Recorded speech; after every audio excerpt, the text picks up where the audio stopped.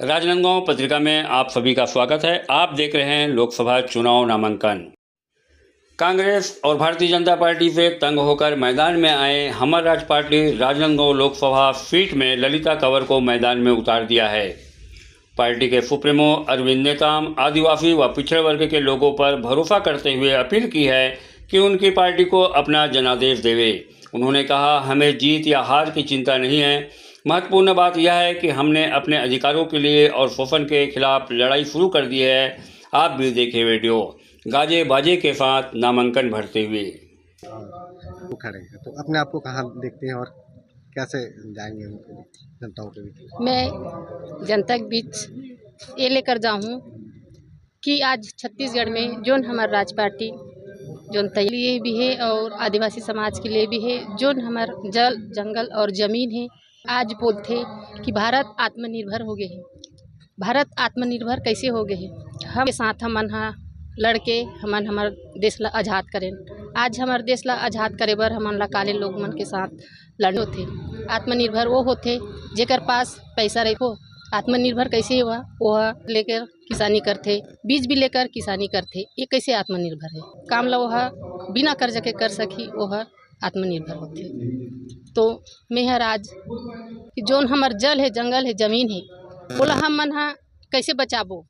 आज हमन ला बड़े बड़े उद्योगपति है जोन किलत है, बड़े आदमी बड़े बनत है और छोटे आदमी नहीं हुए। तो जोन अपन जोन छत्तीसगढ़ के जो बिजली और जो पानी है और ही उपयोग करना चाहिए। जो जंगल ला रोकना चाहिए। पानी है जोन उद्योगपति बचाबो तभी हमन हा कुछ पी पाबो।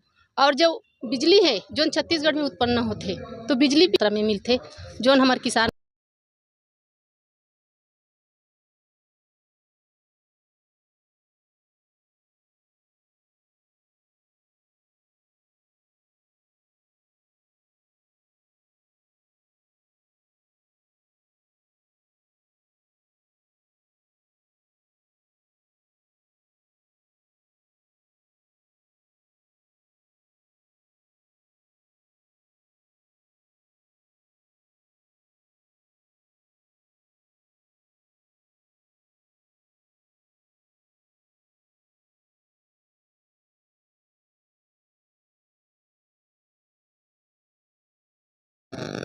हम लोग बधाई देने गए थे उनको और टाइम दिए, खुद होके टाइम दिए।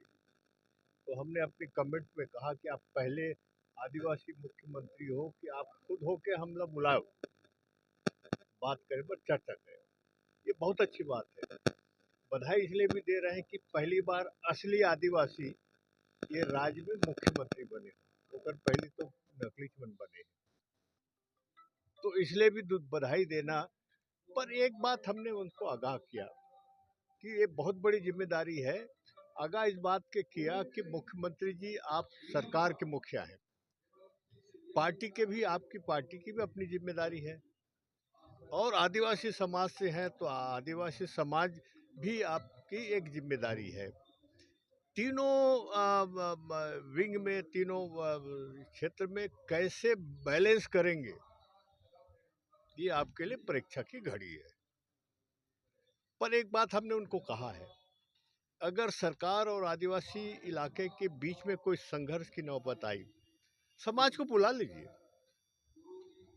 हम देखेंगे कि अगर रास्ता निकलता है। हम कोई लड़ाई झगड़ा तो चाहते नहीं आदिवासी, पर सुनवाई हो और हमारे हिसाब से अगर उसमें कुछ नीति में, कार्यक्रम में बदलाव हो तो अच्छी बात है।